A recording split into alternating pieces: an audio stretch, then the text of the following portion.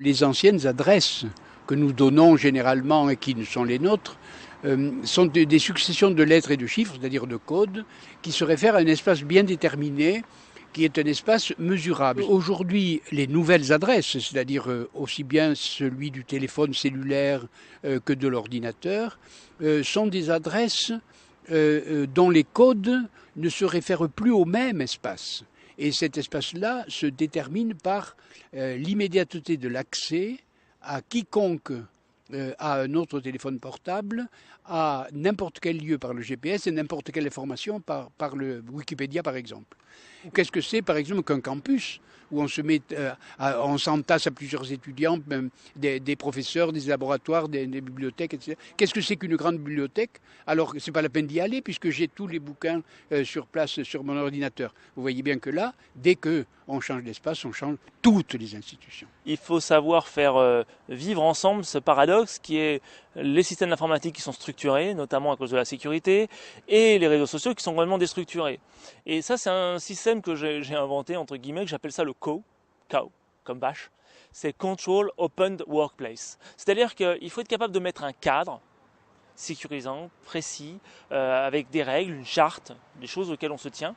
Mais dans ce cadre, tout est possible. C'est déjà arrivé que deux personnes qui font l'école ensemble, donc ensuite il y en a un qui part dans le public, l'autre qui part dans le privé, va voir un jour, là, celui qui bosse dans le public, va voir son chef, il dit ouais, comment ça se fait que mon copain avec qui j'étais dans la même entreprise il y a 3 ans, il gagne tant alors que moi je ne gagne que tant. Parce que vous saviez que Flickr, au début, c'était pas un site de partage de photos comme on le connaît aujourd'hui, mais c'était plutôt un jeu en fait. C'était un jeu. Et le partage de photos n'était qu'une simple fonctionnalité. Et c'est en fait en étudiant, en analysant comment leurs utilisateurs utilisaient le site, ils se sont rendus compte que la vraie fonctionnalité centrale, c'était ça. Et donc, ils ont totalement pivoté leur business model autour de ça. Les 2-3 conseils qu'on pourrait donner pour essayer de se lancer dans le Lean Startup, c'est ce que j'ai présenté pendant ma session aujourd'hui, qui est d'essayer au maximum d'apprendre vite de ses clients, d'apprendre vite de son produit.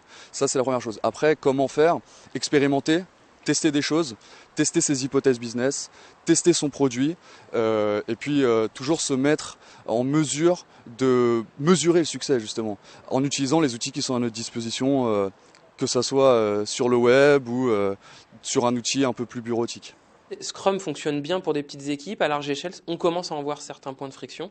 Et c'est pour ça qu'on voit aujourd'hui arriver aussi d'autres méthodologies telles que Kanban. Alors, si on devait décrire la méthodologie que nous on a utilisée, qui est en train de montrer le bout de son nez pour des grands projets, je dirais qu'en fait, on est simplement en train de faire passer à l'échelle ce que Scrum ou XP nous a appris, mais en utilisant les valeurs fondatrices du Lean. Et quand on passe à l'échelle, on a besoin d'utiliser des outils informatiques, notamment pour traquer, pister tout ce qu'on y fait.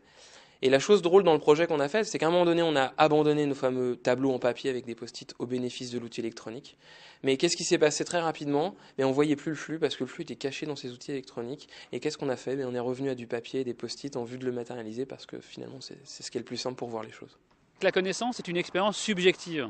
C'est la rencontre d'un sujet avec sa subjectivité, cette rencontre avec un objet d'information, avec un support d'information, avec un contenu informationnel.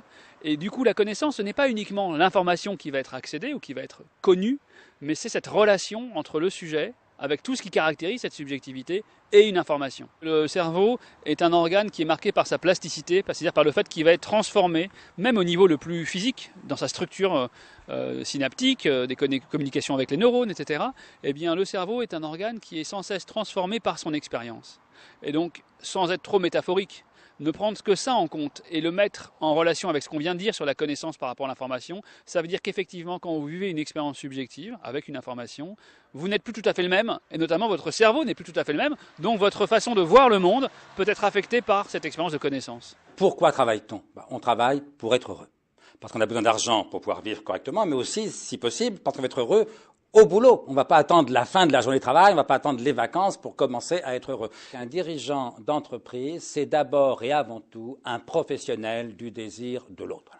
Professionnel du désir de cet autre particulier qui est le client, c'est ce qu'on appelle le marketing. Professionnel du désir de cet autre particulier qui est le salarié, c'est ce qu'on appelle le management.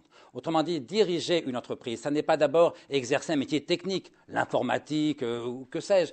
C'est d'abord traiter l'autre humainement, c'était le sens de la rencontre de ce matin, Traiter l'autre humainement, c'est le traiter comme le sujet de ses désirs. Le but de l'entreprise, ce n'est pas le bonheur des salariés.